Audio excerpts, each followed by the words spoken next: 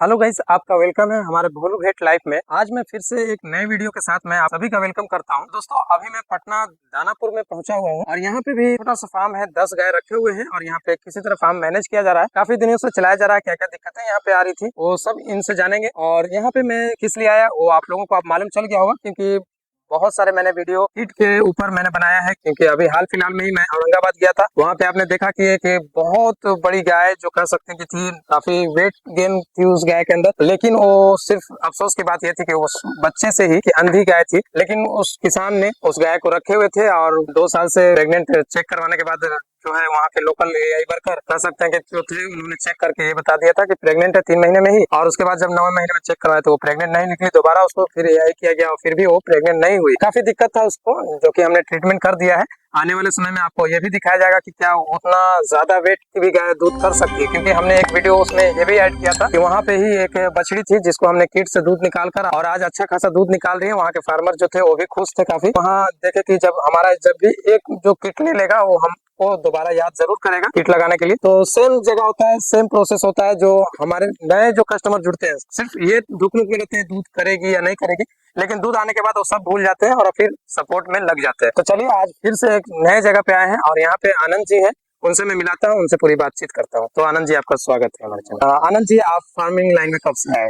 हम ऐसे तो बचपन से जानवर का शौक था, लेकिन 2019 से हम प्रॉपर इसमें गए। क्या क्या दिक्कतें आई थोड़ा सा मेरे व्यूअर्स को बताइएगा। स्टार्टिंग में बहुत सारा दिक्कत था, जैसे कि मिल्क का दिक्कत था, दूध कहाँ सप्लाई होगा, फिर गाय अच्छी नस्ल की नहीं मिल पाती थी, फिर इसका मैनेजमेंट, कभी दाना अच्छा नहीं मिल पाता था, कभी गाय कंसीव नहीं करती थी। फिर धीरे धीरे करते करते ये सब चीज का आइडिया। दोस्तों देखिए, कोई भी अगर डेयरी फार्मिंग में आता है तो उसे चाहिए कि प्रैक्टिकली किसी फार्म पे जाकर वो ट्रेनिंग जरूर ले ले। देखिए, थ्योरी कर लेने से आपको कहीं फार्मर कह सकते हैं फार्म चलाने के लिए आप पॉसिबल उस वक्त तक नहीं हो सकते जब तक आपके पास प्रैक्टिकली नॉलेज नहीं होता है। इस चीज को आप लोग जरूर ध्यान रखें। देखिए, मैं कहीं भी किट लगाने जा रहा हूँ, उनसे ये जानने का कोशिश कर रहा हूँ क्या अगर 10 गाय रखते हैं तो क्या वो प्रॉफिट ले रहे हैं, खुशहाल है या नहीं है। मेरा उद्देश्य सिर्फ यही है।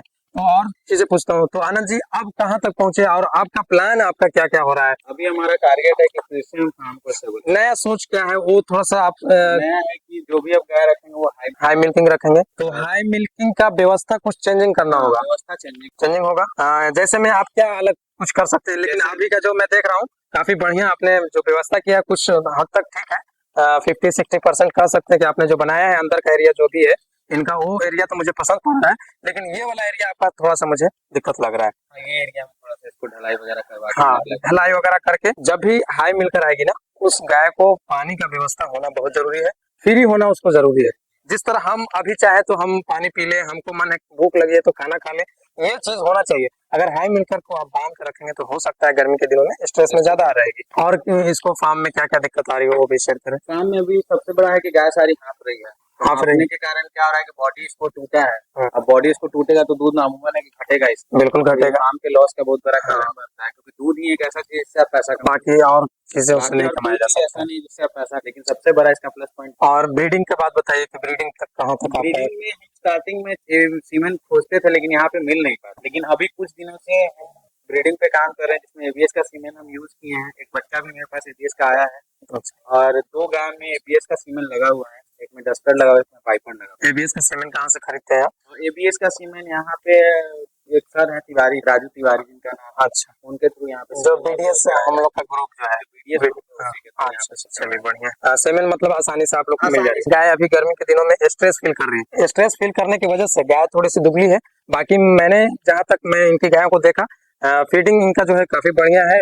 लगभग कोई किसी डॉक्टर से इनका जो है कि फॉर्मुलेशन किया हुआ है और अच्छा फीड तैयार कर रहे हैं। लगभग इनका जो बैग पड़ता है 1800 रुपये पर बैग पड़ रहा है। तो मेरे हिसाब से तो जो मैं दाना का टेस्ट भी किया तो मुझे अच्छा लगा। अब हम आते हैं असल मुद्दे पे जिसके लिए मैं काम से यहाँ पे आया। तो आनंद जी, आप मुझे ये बताइएगा कि हमें आपने कांटेक्ट कैसे किया? हम एक्चुअली यूट्यूब पे बहुत दिन से वीडियो देख रहे थे कि एक किट आता है जिससे गाय का दूध आ जाता है, लेकिन बिलीव नहीं हो। लेकिन क्या पता, मेरी एक गाय अबॉर्ट कर गई। अबॉर्ट करने के बाद मेरा मन किया कि मेरे पास दूध का कमी हो गया था, तो मन किया मेरा कि किट यूज करके देखते हैं। पहले तो मुका रहे थे, ले नहीं ले ले नहीं ले। उसके बाद फिर हमको अंकुर सर का नंबर बीडीएफ ग्रुप से मिला, वहां से हम उनको फोन करके बात किए। तो फिर वो आपसे बात करवाया और कहीं कहीं लगा था तो वो कॉन्फ्रेंस में आपको बात करवाया, हाँ। वहाँ पे किट काम कर रहा था, फिर आपसे बात हुई तो आप बोले आप यूज करिए तब पता चलेगा, और जब तक कोई भी चीज हम यूज नहीं करेंगे हमको पता कैसे चलेगा पता कैसे कि चलेगा। रिजल्ट कैसा है। सभी नए लोगों को, जो भी हमारे नए क्लाइंट कर सकते हैं या कस्टमर कर सकते हैं, जो भी आते हैं उनको सिर्फ यही चीज का अंदेशा होता है, क्या हमारी गाय भी दूध कर सकती है।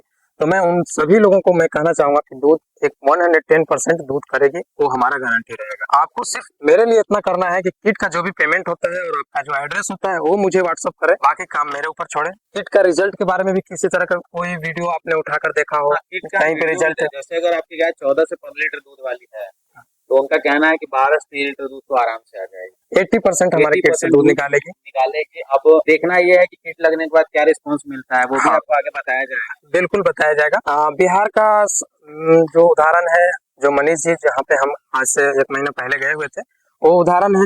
जो फार्मिंग बंद हो रहा था और उन्होंने ड्राई काऊ खरीद कर या कोई इनको दिया, और आज वो किट के माध्यम से ही जो है कि अपने फार्म को मैनेज कर रहे हैं और फार्म से ही उसी से कमा रहे हैं। मतलब किट वाली गाय से जो दूध आ रही है उसी से बेचकर वो प्रॉफिट ले रहे हैं। तो ये उदाहरण तो खुद है हमारे बिहार का, तो फिर सोचने की किस बात की है देर।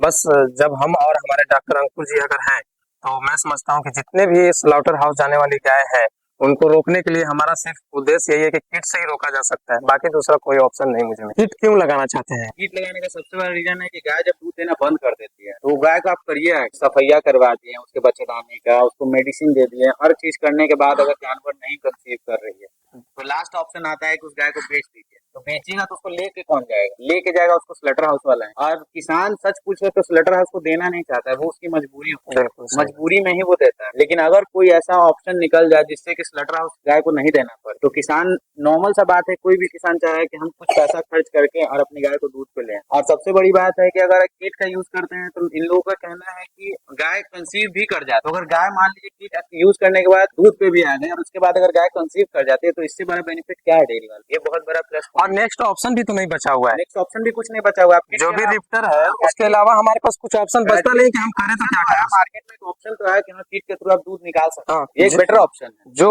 हम 1 साल ड्राई में रख लेते हैं गाय को, रिफ्टर सेमेंट डलवा रहे हैं, बार बार रिपीट हो रही है गाय, तो उसको 1 साल रखने से कहीं बढ़िया है कि हमारी गाय अगर ड्राई होगी तो हम उसको डायरेक्टली हम उसको किट लगा लें, जो होगा वो हमको फाइनली पता चल जाएगा, है ना? क्योंकि उससे कहीं ज्यादा हम हो सकता है कि साल भर रखने के बाद उसके पीछे खर्च करें एकदम। हम अभी 6 महीने से इसके पे वही कर रहे हैं, जब से गर्मी स्टार्ट हुई है तब से ट्राई हो, तब से हम इसको ट्राई कर रहे हैं दूध पे, मतलब कंसीव कराने के लिए। दूध पे तो आएगी नहीं, कंसीव हो जाए। इसको हम बच्चेदानी का सफैया वगैरह जो सफैया बोलते हैं वो करवा चुके हैं, होम्योपैथ एलोपैथ सब चला चुके हैं, लेकिन ये कंसीव नहीं करे। तो लास्ट ऑप्शन हमको मिला तो हम सोचे कि इस लास्ट ऑप्शन को यूज किया जाए, शायद इससे हमारी गाय दूध पे आ जाए, तो इसको हम रख सकते हैं। कुछ जानवर होते हैं जो फेवरेट फार्म में नहीं बेचते। एक चीज और मैं बता देना चाहता हूँ आप लोगों को, यहाँ पे जितनी सारी गाय देख रहे हैं सबसे फेवरेट ही गाय थी इनकी, जो यहाँ पे गाय है ना, इसी को किट लगाया जाएगा आने वाले समय में। ये फेवरेट गाय थी और नस्ल में भी है सबसे ज्यादा, मुझे भी ये गाय पसंद है। सबसे जो ज्यादा अच्छी होती है ना, कुछ भी प्रॉब्लम उसी को ज्यादा होता है। ये रिफ्टर बन गई, दूध भी निकलना बंद हो गया, दूध सुखा ली। अब इसका सिर्फ ऑप्शन में बचा है कि अब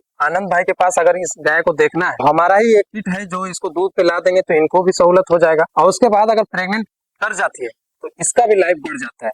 प्रेग्नेंट करने के बाद फिर ये गाय यहीं पे रहेगी, कोई भी नहीं बेचेगा। आगे चल के बिल्कुल दिखेगा। आने वाला समय में हमारे इलाके के ही है, आने वाले समय में जरूर इसको दिखाया जाएगा कि कितना दूध पे चली। 10 लीटर भी कर देती है तो ये भी बहुत खुश रहेंगे कि 10 लीटर कम से कम कर रही है। आने वाला समय में जब प्रेग्नेंट हो जाएगी तो वो भी देखने को मिलेगा। तो दोस्तों, मैंने यहाँ पे सभी जानकारी ले ली, मैं यहीं पे वीडियो को एंड करता हूँ। Thank you.